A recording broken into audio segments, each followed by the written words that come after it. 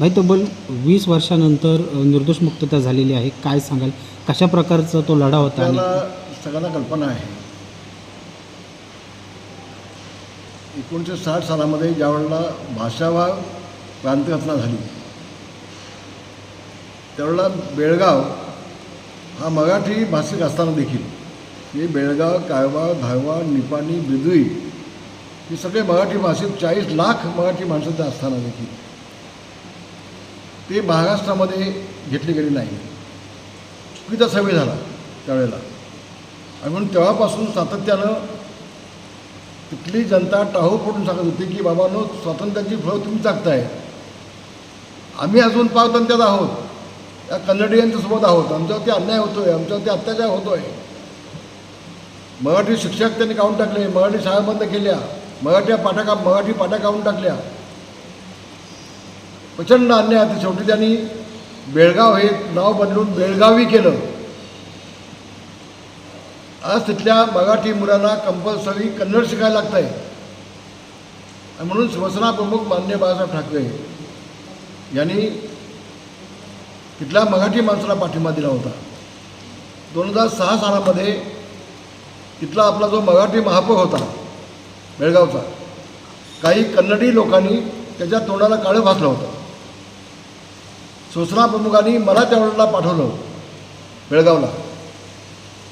महाराष्ट्र एकीकरण समितीच्या माध्यमातून तिथे मोठी सभा आयोजित केली गेली होती आणि त्या सभेला मला शिवसेना प्रमुखांनी पाठवली होती. त्या सभेमध्ये माझं भाषण झालं होतं आणि माझ्या भाषणानंतर माझ्यावर गुन्हा दाखल झाला हे मला माहितीच नव्हतं.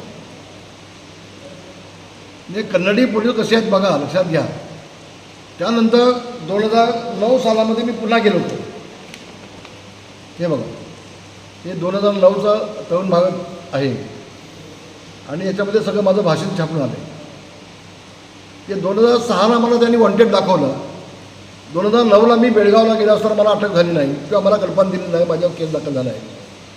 त्यावेळेला माझी स्टेटमेंट असे बघा, विरोधी पक्षनेते रामदास कदम यांचा ईडी सरकारवरती हल्लाबोल, मराठी माणसाच्या पाठीत खंजीर खुपसण्याचे भाजपचे राजकारण सीमाभाग केंद्रशासित करा तुम्ही, हे मी त्यावेळेला बोललो आहे.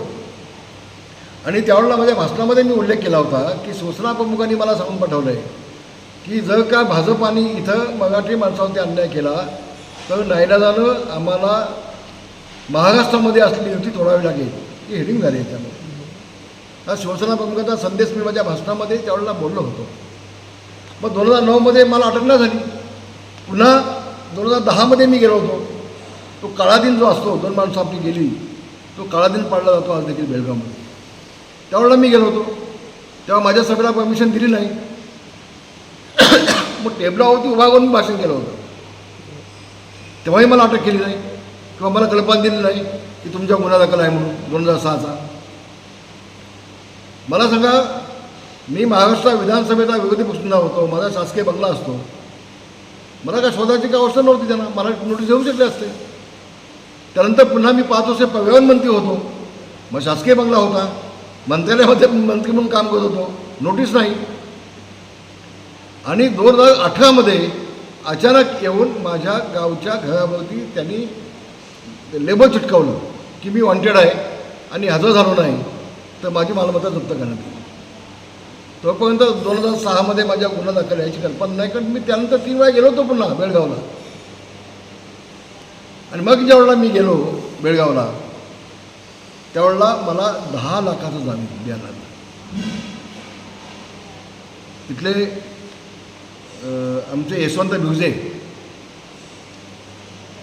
त्यांचे वडील पहिले आमदार होते महाराष्ट्र एकीकरण समितीचे, या दोघांनी मला त्यावरती जामीन दिला 10 लाखाचा आणि माझी सुटका झाली. नितीन मानमोळे पाटील 2006मध्ये ते त्या सभेला होते, तेव्हा ते काय राजकारणामध्ये नव्हते किंवा शिवसेनेमध्ये नव्हते. ते तिथं माझी पहिली त्यांची ओळख झाली. त्यामुळे माझ्यासोबत वॉन्टेड दाखवलं होतं. आम्हाला दोघांनी नोटिसा नव्हत्या. तब्बल 13-14 वर्षानंतर आमच्या घरावर येऊन हे दाखवलं, ग्रामपंचायतीमध्ये लावलं आणि आम्ही वॉन्टेड आम्हाला कळलं.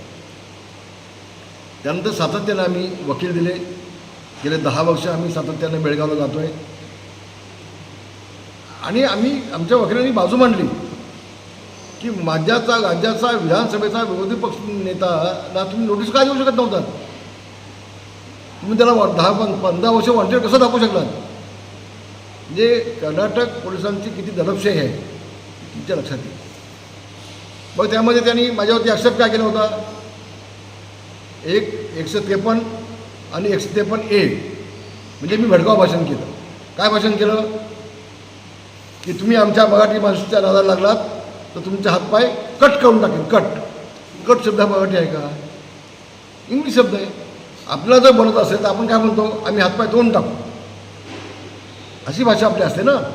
तर ते कट असं म्हणजे त्यांनी स्वतः ते सगळं कुबाणी रचलं आणि खोटा गुन्हा, राजकीय गुन्हा हा आमच्यात दाखल केला गेला होता.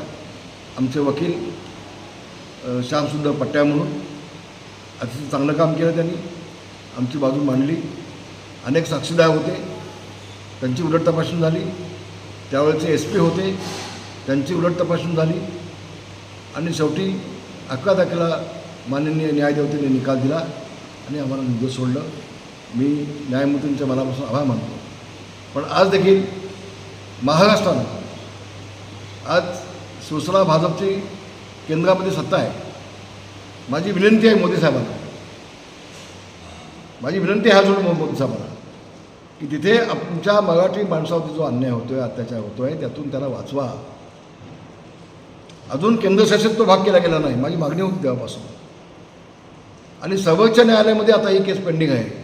केंद्र शासनानं जर मनावर घेतलं तर 100% लवकरात लवकर निकाल त्याचा मिळेल. आणि ज्यावेळेला भाषाभाग प्रांतरचना झाली त्यावेळेला 40 लाख मराठी माणसं असताना ती माणसं आमच्या महाराष्ट्रामध्ये काय येऊ शकत नाही? त्यांना वेगळा न्याय का?